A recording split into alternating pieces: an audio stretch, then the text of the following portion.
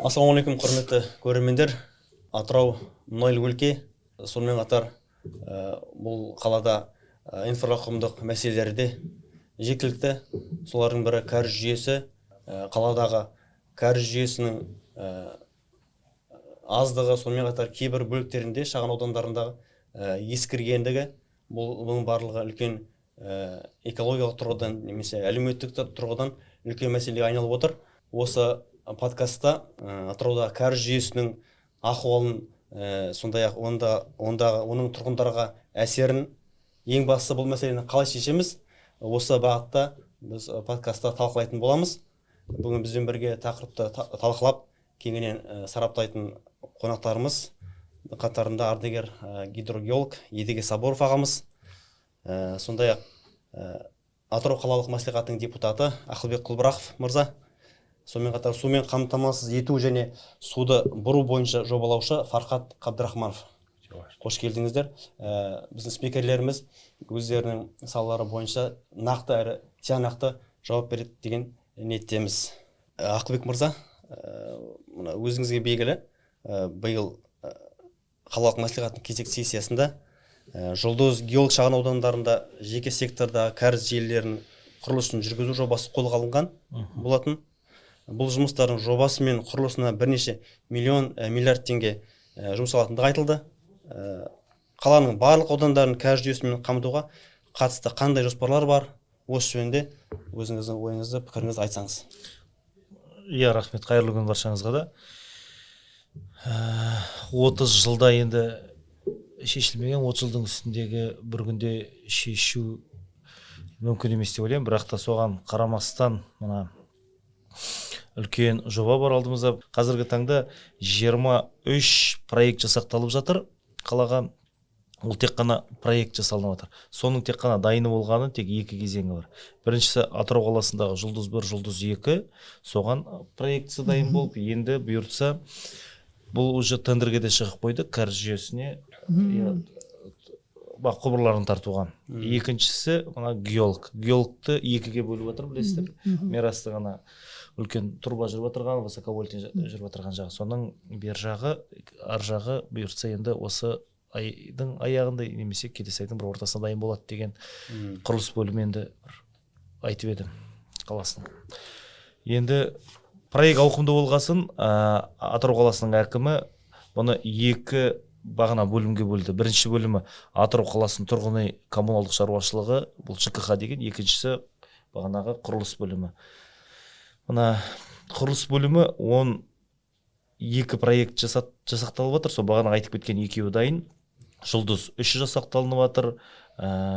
Томарлы жасақталынып жатыр. Көктем ықшам ауданы, Бірлік ықшам ауданы, Шыманов көшесі, бағанағы Ақсай ауданы, Ақсай 2, бағана геолог ықшам аудандары бар. Екінші бөлігі Көктем саяжайлары, сосын геологтағы саяжайлар бар. Беймахис деген сияқты саяжайлар. Сосын мына екінші бөлігін ауыр түспесін деп ЖКХ бөлімі алды. Ол ЖКХ бөлімі Жұмыскерек, Өркен, Сарығамыс, Балауса, Самал, Нұрсая, Жерұйық, Лесхоз, Мұнайшы мөлтек аудандарын қамтып отыр. Бұлардың ЖКХ бөлімінен бір проектісі осы айдың аяғында дейін кеше басшысымен сөйлескенде Сарығамыс 2 дайын болып қалу керек деп. Сол бұйырса сосын мемлекеттік сатып алуға шығатын болар. Енді біздерде сұрақ көп болып жатыр. Неге бұлардың бәрі соншама жай жасалынып жатыр? Халықтың сұрауы енді бағанада айтып отыр, ғана суға кетіп жатыр деп. Енді өздеріңіз білесіздер, ғана сараптама проект жасар алдында мына зерделіктен бөлек выездға шығады. Сосын каждый проектный компания жердің астымен жүретін болғасын, бұларға бағанаға техостой алады. Су бөлімінен трубасынан бұлай өту кабельдері бар, газ құбырлары бар. Сонда енді осы жылдың аяғына дейін толық жұмыстары, бағанаға проект жұмыстары бәрі бітеді деген сенімдеміз. Енді осы 2 бағанағы проектіге де жақсы қомақты ақшасын бөлініп қойдық. Біздер осы жылдың аяғымен, мысалы Жұлдыз 1-2 ықшам ауданына 6 миллиардқа жақын ақша бөліп қойдық сол құбыр тартуға, және геологқа 2-де 6 миллиард ақша бөліп қойдық. Ой, бәрекелді. Сондай-ақ бұл жерде мынандай мәселе де бар. Жалпы осы кәріз жүйесін дамытуға мемлекеттік жекеменшік әріптестік деген бар, серіктестік деген бар ғой.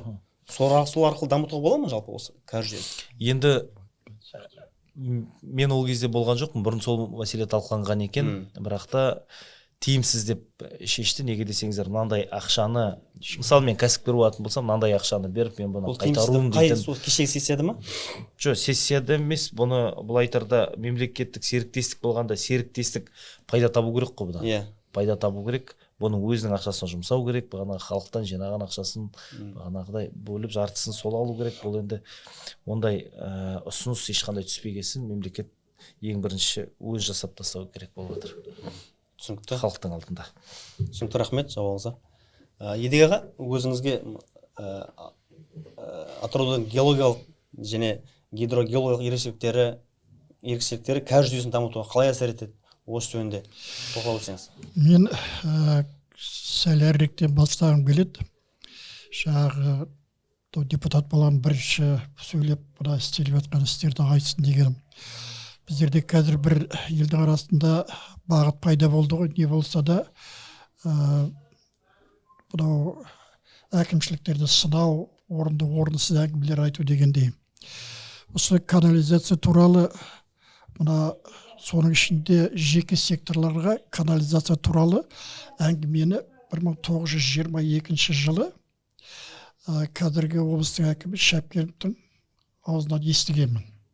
2022 жылы декабрь айында, әлі күнде есімде бар. Неге есімде қалып қойғаным? Бұл мынау Торау, Сарайшық тарихынан бері қарай жеке секторда осындай жаңағы кәріз жүйесін салу мәселесінің көтерілуі бұл тарихи оқиға. Меніңше Шапкенов мырзаға да оңай болған жоқ. Себебі біз сол кездердегі қалалық әкімшілік тұрғысынан тағы басқа қарсылықтарды сездім. Себебі мен нақты араласып жүргеннен кейін бұл мәселеге. Бірақ енді бүгінгі таңда қарап отырсақ, жаңағы екі ауылдың жобалық сметалық құжаттары аяқталып, қалғандары жасақталып жатыр. Құдай қаласа екеуіне тендер болады дейді. Бұл үлкен тарихи оқиға. Қазір мынадай әңгіме болып жатыр. Біз мынау канализацияны жүргізсек, біз ауылдарымызды су басатын қауіптен құтыламыз-ау деген. Мен гидрогеолог ретінде осы мәселемен айналысып жүрген өзімді кішігірім экспертпін деп есептеймін. Мемлекеттік жаңағы құрылыс қағидалары мен нормалар туралы құжаттарды басшылыққа алып отырып қарасам, және тәжірибе көрсеткендей, мен бірнеше тәжірибе жұмыстары жүргізгенмін. Және осы бағытта 5-6 патенттеріміз де бар, еңбектеріміз сондай бағаланған. Мен бір нәрсе айтқым келеді. Септик біз салғанмен де жер асты деңгейін суын түсірмейді. Канализация. Канализация суын түсірмейді. Ол жаңағы құрылысы салған канализация көтерілуін бәсеңдетеді. Қазір жұлдызда, мысалы мен қалған жерде айтпай ақ қояйын, жұлдызда судың деңгейі, ең жоғары деңгейі апрель-май айларында жердің бетінен 30 сантиметр ғана төмен. 22-де солай болды, 23-де солай болды, 24-де солай болды, 25-де бүгінгі таңдағысы 24-де өлшегенімізде 60 сантиметр қалды жердің бетіне. Яғни ертең құттай бір жауын шашын түсетін болса, топырақ суға қанығып тұрған топырақтан су жиналады, үйлерді су басады деген сөз. Бұдан құтылудың бір жолы дренаж. Біз жер асты суының деңгейін төмен түсіріп ұстап тұруымыз керек. Сосын екінші левдеуді енді біз байқағанымыз, кеше анау жаңағы неге қойды ғой, жұлдызға иглофильтр. Ол иглофильтрде дренаждың бір түрі. Сол кездерде байқағанымыз, жер асты суын деңгейін түсіргенде жердегі суда астына сіңіп, содан жаңағы батпақтарудан, үйлерді су басудан құтқаруға болатынына көз жеткізді. Осы тұрғыдан келгенде дренаждың қажеттілігі туады. Енді мына канализация келіп тірелейін деп отырып әңгіме. Сол суды қайда жібереміз деген әңгіме туып отыр. Дренаждың суын қайда жібереміз деп. Мына жұлдыз тұрғындары облыс басшысы Шапкеновпен кездескенде ол әлеуметтік желілерде жүр. Сонда ол былай деп айтты. Біз жұлдыздағы дренаж суын кәріз жүйесіне қосу арқылы анау тазалау деген жібереміз деп. Жаңағы қондырғы. сөйтіп пайдаланбасақ, себебі жаңағы коммуникация қосымша өткізетін жер жоқ деп отыр. Ана жерде жердің асы толып жатыр. Сондай мәселені келтірді. Енді соған мен әлеуметтік желіден қарап отырсам, жаңағы неге қала әкімшілігінің бөлімдері, құрылыс бөлімі мысалы солар айтып жатыр. Енді қала әкімінің орынбасары айтып жатыр, дренаждың суын канализацияға қосуға болмайды деп. Енді соған жаңағы су кодексі менен экологиялық кодексті мысалы талаптары дейді, бірақ қай бап екенін айтпайды. Мүмкін олар дұрыс болар, бірақ мен сол екі кодексті ешкімде таба алмадым.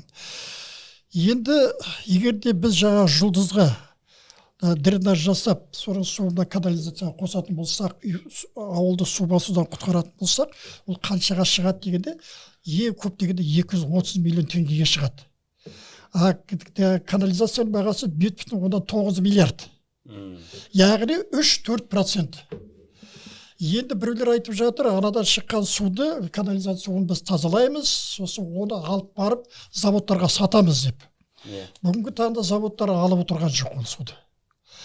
Көгалдандыруға пайдаланушы ол суды қаланың ішіне алып келуге ананың ойдай әлегі бар. Сосын ол бәрібір оны көшеге салуға қорыққан болар еді. Ол біз бірінші категорияға тазалай алмаймыз ғой суды. Себебі одан тағы не шығып кетеді. Сол тұрғыдан алып қарағанда біздер қазір дренаждың суын соған жібере тұруға тура келеді деп ойлаймын. Осы мәселені кешенді түрде шешу керек деп отырмын. Мына депутат отырғанын пайдаланып, енді бұл мен өте қуаныштымын. Біріншіден мемлекеттік басқару жүйесінің өкілімен отырып, екіншіден жаңағы осы су бұру туралы маманмен отырып, екеуінде қазір осы сол мәселені кешенді түрде шешуіміз керек. Енді су басу деген, қарасаңыз, қалада канализация бар жерлерде 2015 жылы су басып төтенше жағдай жариялады. 2022 жылы төтенше жағдай жариялады. Жаңағы жұлдызда 24 жылы төтенше жағдай жариялады. Яғни канализация бар жерде, жоқ жерде су басып жатыр. Сондықтан біз нөсер су, ливневый дейді, сосын дренаж жасақтамасақ, біз водовоздар арқылы көшелерімізді құрғата алмаймыз. Бұл судың қандай теріс әсері бар? Миллиардтаған жыл сайын жол салуға қаражат жұмсаймыз. Соншама қаражатты оңдауға жұмсаймыз жыл сайын, және бір жымқырдық жыл сайын көмемізде отырамыз. Соның барлығы жаңағы сарқынды судың әсері. Біз содан құтылып, сол ақшамызды үнемдеген болар еді деген мен ұсынып. Енді мен тағы да қайталап айтып кетейін. Мына депутат мырзаның айтып отырған мынау хабары үлкен қуанышты жағдай. Лайым тек жүзеге асыруын депутаттар қадағалап, осы жүзеге асырсаңыздар, сіздер елдің алғысын алып сауапты болған болар едіңіздер. Рахмет. Фарқат Махмутұлы. Ал мұны Атырау үшін ең тиімді кәріз жүйесі. Мен сіздің әлеуметтік желілерде пікіріңізді білеміз. Мына Жұлдыз шағын ауданында былтыр пайдалануға берілген ине сүзгіні деңгей түсіру, бұл ине сүзгі арқылы деңгейін түсіру мүмкін емес деген пікір білдірген екенсіз. Сол туралы кеңірек айтып өтсеңіз. Тағы да ассалаумағалейкум баршаңызға. Менің есімім Фархат болады. Өте қуаныштымын сіздермен танысып кездесіп отқанымызға. Мен ол әлеуметтік желіде ине сүзгілер, иглофильтрлер су деңгейін түсіру мүмкін емес. Ол мүмкін тек уақытша ғана. Кішкене уақытқа. Себебі мен өзім құрылыс саласында маманмын. Түпкілікті мүмкін емес. Түпкілікті мүмкін емес, оның да болашағы да жоқ. Тіпті кез келген жерде де иглофильтрді пайдалану мақсаты тек уақытша сол жерде, мысалы, фундамент құю керек па? Соған временное понижение уровня, соған пайдаланылады. Мен өзім таныстыра кетсем, осы 2008 жылы Астана қаласында Евразия ұлттық Лев Николаевич Гумилев атындағы Евразия ұлттық университетін оқып келгем. Именно құрылыстың ішінде сумен қамтамасыз ету, суды бұру және су қорларын қорғау, немесе водоснабжение, канализация деп айтады. Сол мамандықты бітірген мамамыз. Енді бана Едіге ағамыз, Ақылбек замандасымыздың айтуымен толықтай келсем, осы қателеспесем 25 жыл точно болған болар бізде Атырауда массовый жер берілу мәселесі көтерілгеніне. Сол 25 жыл өз баламыз ғой, бізде 2000 жылдардан бастап, микрорайон Атыраудан бастап көз алдымызда жер берілді, суды берілді, су оған тартылды, бірақ канализация мәселесі қарастырылмаған осы күнге шейін. Кейін қала берді ғой.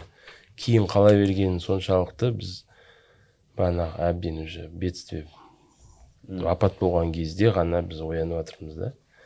Ал мен сол кезде мысалы 2008-де оқу бітіріп келгенде водоканалмен де жұмыс жасаймыз. Себебі бағана айтқандай техусловие алуға водоканалға барамыз.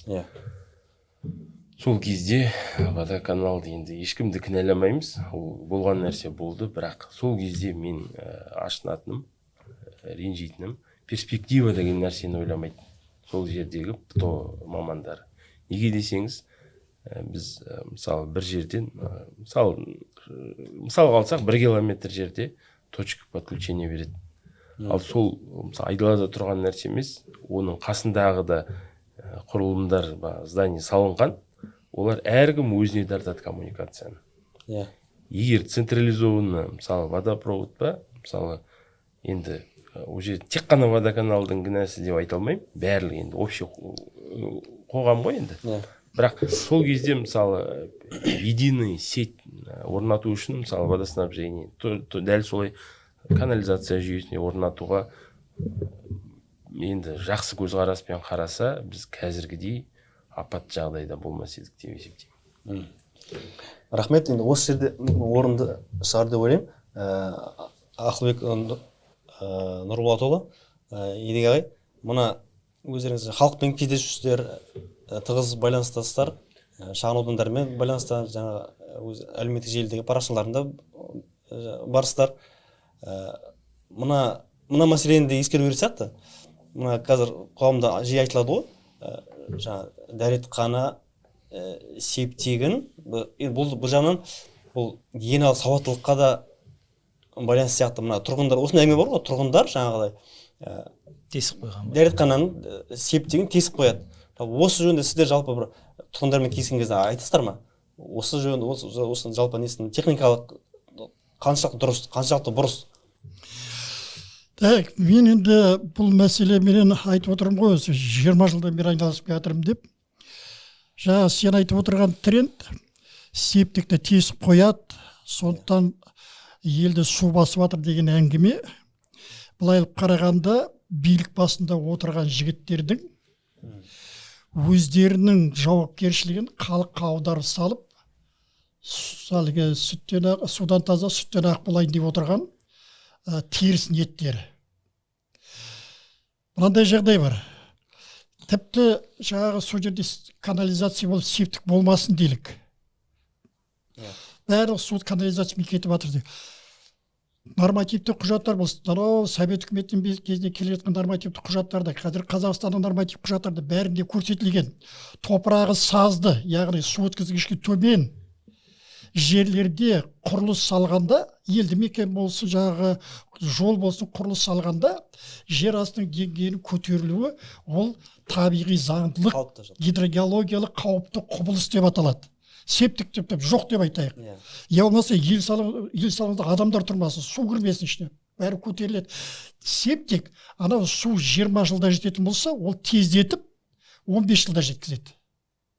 Сондықтан жаңағы өзінің кемшілігін, өздерінің жұмысты ұйымдастырылмай тұрған халыққа аудару, бұл меніңше теріс пиғылдан туған мәселе деп ойлаймын. Егер менің сөзімде жаңағы жігіттер ренжитін болса, маған хабарласып, мен құжаттарды қолдарына ұстатамын.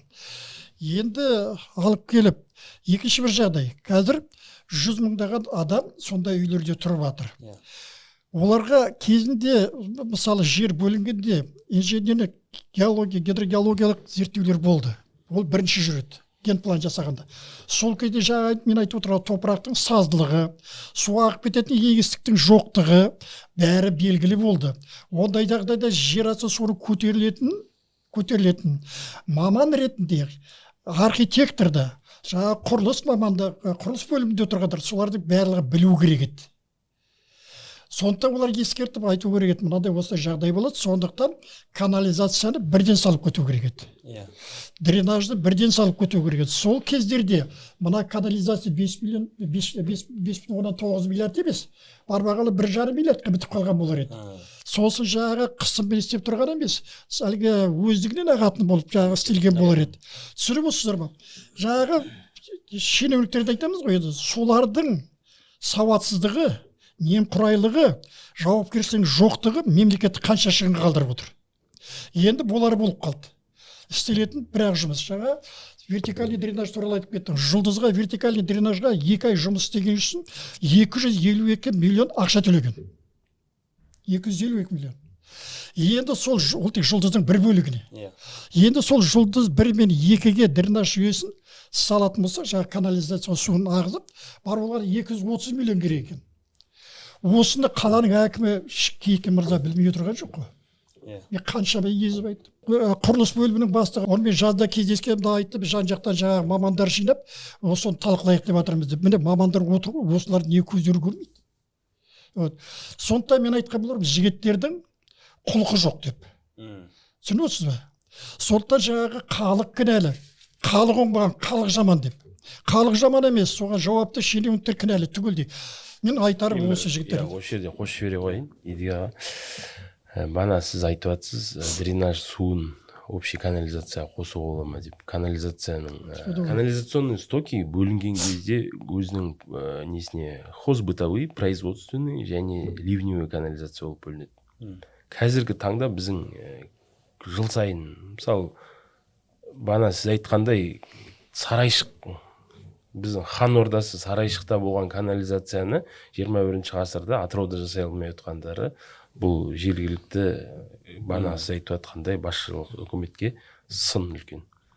Действительно, біз жаңбыр жауса вакууммен алсамыз. Вакуумдар көшеде, вакуумдар енді қазіргі ситуациядан шығу мәселесі солай шығар. Бірақ мен кейде ойлаймын да, мысалы, центральный көшелерде бана сол суды жинайтын бір прям сол момент жерге қазып, мысалы, дренажный ливневый канализацияны біз дұрыстап жүйелі түрде бана сіз айтқандай қаланың суын, жеріміз саз, қаланың суын бір жинақтап апарып құятын бір самотечный канализациядан басқа ливневый канализацияда негізі болу керек. Әрине жауын шашын бізде көп емес, бірақ мына қар еру, көктемгі күзгі кезде біз суға кетеміз, қаламыз.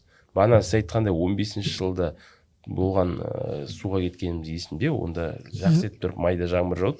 Майда 90 миллиметр жауын шашын түсті. Сол, мысалы, қаламызда бүкіл жер емес, определенный участоктарда суға кететін жер ғой, сол жерлерден бір ливневый канализация қарастыруға болмайды ма екен деген сұрақ ғой. Ол үшін ең бастысы жаңағы елбасы барып отырған жігіттердің қаланың әкімінен бастап қарауындағылар ниеті керек, бар болғаны. Басқа ештеңенің қажеті жоқ, маман жетеді бізде Атырауда. Құлықсыздығы, ниеттігі, міне осы тек қана ең басты проблема сонда жатыр. Енді міне қасымда депутат отыр, өзінің әріптестеріне бері айтатын болар, халықтың атынан соларды мәжбүрлейтін, міне біздің сенім артқан азаматтарымыз осылар. Сол айтсын деп шақырып отыр. Сондықтан кішкене қажап отырғанымыз ғой. Тағы бір қосып жіберейінші, бана осы бірер жыл бұрын осы қаланың қателеспесем канализация жүйесін толықтай білмеймін, водоканалдың маманы емеспін, бірақ осы бетте канализационный очистный сооружение салынды, польский технология деп, өзіміз замандасымыз Олжас Сұлтан Facebook желісінде бөлісті, жұмысының процесі қалай жұмыс жасайтын. Сол жөнінде мен өзіне астына да комментарий қалдырғам. Канализационный очистный сооружениелерді қазірде, мысалы, кейбір блогер бауырларымыз ескіне шығарып жатыр, 40 миллиард теңге ақша бөлініп, очистный сооружение салынып жатыр. Енді оның құрылыс ішіне араласып жүрмегесін қалай екенін білмеймін де, бірақ біздің елде канализационный очистный сооружение салу технологиясы әлде қайда баяғы Совет үкіметінен бері қарай бар.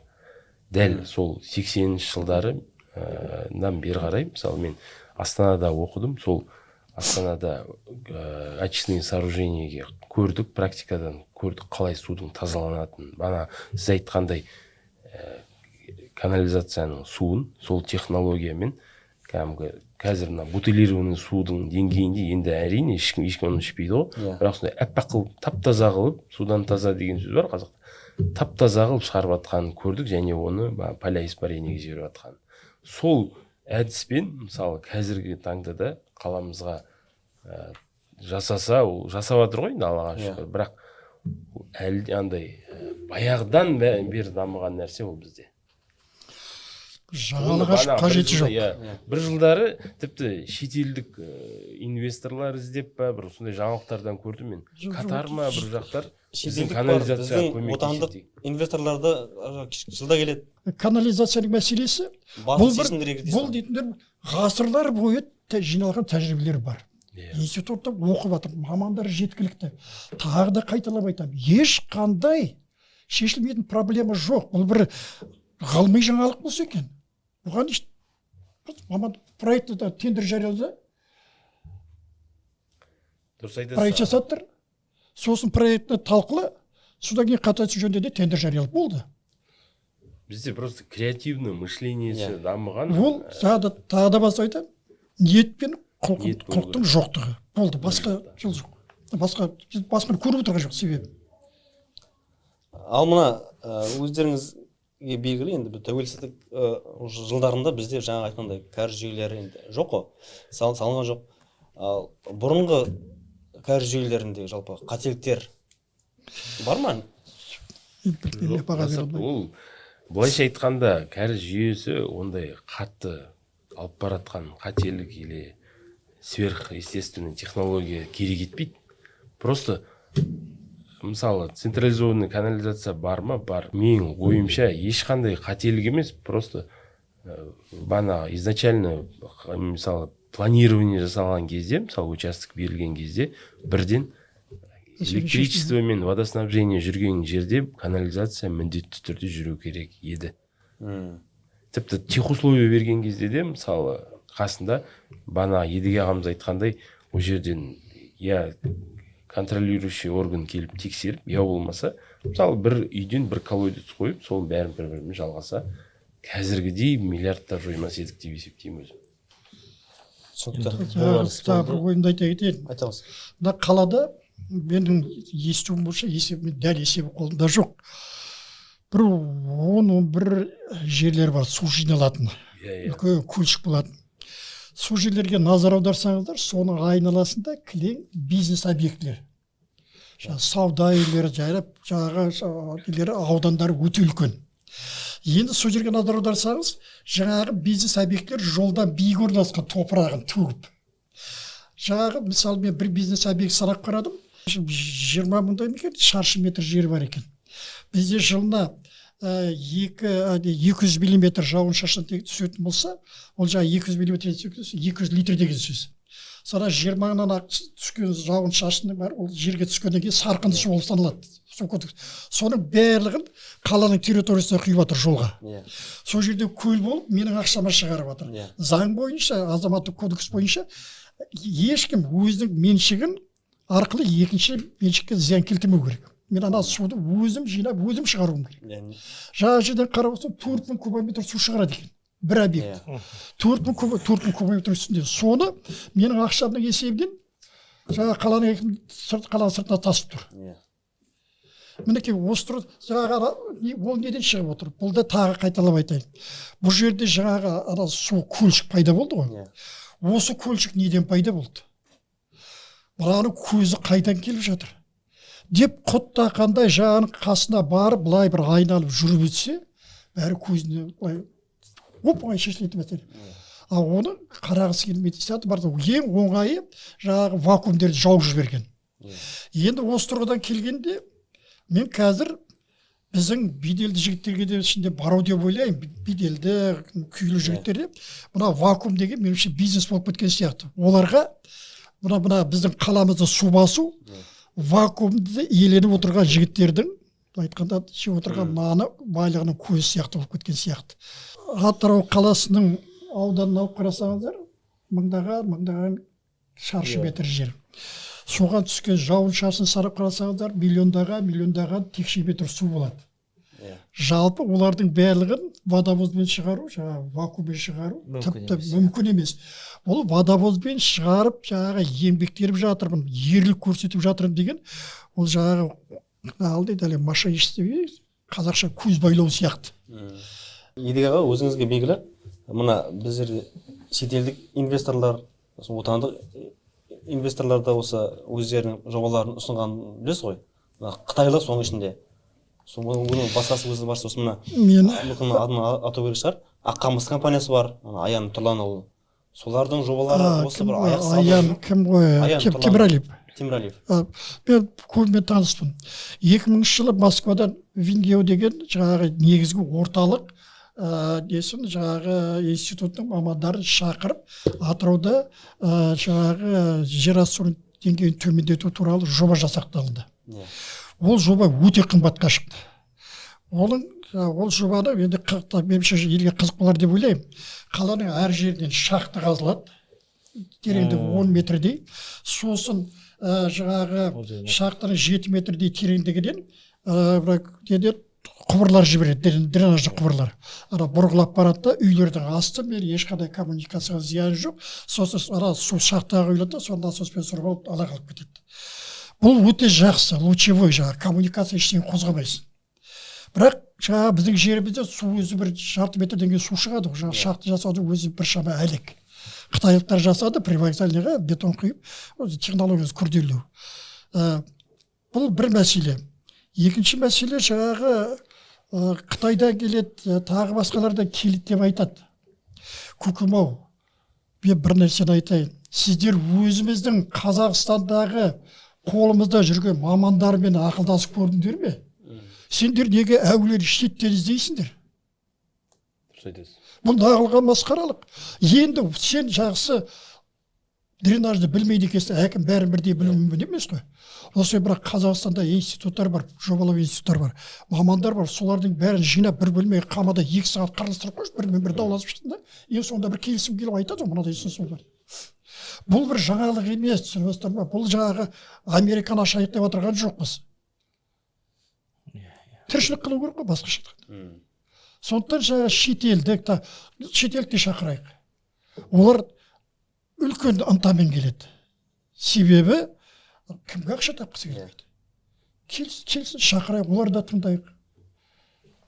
Меніңше ол немен шетелдік дегенмекші, біз өзімізде мысалы полиэтилен заводымыз бар. Сол тұруға ғой, мысалы немен бағанағы жүйелерге өзімізде шығып жатқан, мысалы қазір кәсіпкерлерімізде бар, бетонный кольцомен айналысатын. Ол қарап тұрсақ, біздің де мамандардың жобалау бана институттары бар, мысалы біздің Атыраудың өзінде де, мысалы Каспиймунайгаз сияқты мықты мекемелер бар. Сол жерде мықты мамандар да бар. Он менің ойымша қазіргі солар тартуға қандай кедергі мысалы?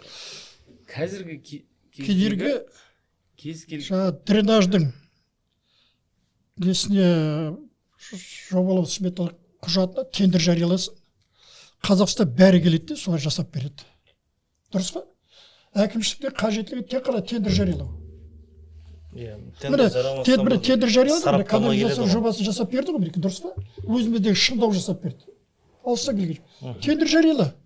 Басқа ештеңе қажет жоқ. Ол келіп саған жобаны әкеліп береді. Көңілің ұнамай ма, қабылдама. Жоқ, тендер менің білуімше кеше қарап отырмын да, тендер жариялаған, тендерді тек 1-2 компания алғанда болды. Қатыспай отыр дейді. Қатыспай отырғанда, иә. Сен бағасын қойғанда, сенің мына костюм тігетін болса, өзіңді құны 100 теңге болса, мен саған 80 теңгеден алам костюмін десем, сен келмейсің ғой. Оның бірақ жолы бар, бағасын көтер. Солай емес пе? Жоқ, бағасы енді бағанағыда пир жасалынады ғой, бағасын қоймас үшін бір. Сол бойынша пир жасалғаннан кейін ол пир автоматтың бағасын жаратып, бәрі бір программа ғой, енді тағы сөзіңді білейін. Ойды аяқтап тастайын. Қазіргі мына 1 январдан бастап мемлекеттік сатып алу туралы заңға енгізу бойынша бір адам қатысса да тендер өткізуге болады. Бір адам. Анда бұрынғыдай 2 адамды күтіп отыр деген жоқ. 2 күн қатынасып отыр десе, саған кім шайт етіп отыр? Бір адаммен өткізуге болады қазір тендерді. Өткізіңдер. бір қайғыны қозғаса мың қайғыны қозғайды дейді ғой. иә Мына өзіңіз Ақылбек мырза, жаңа мына біздерде тұрғын үй мына кезең күтіп отырған адамдар көп, иә?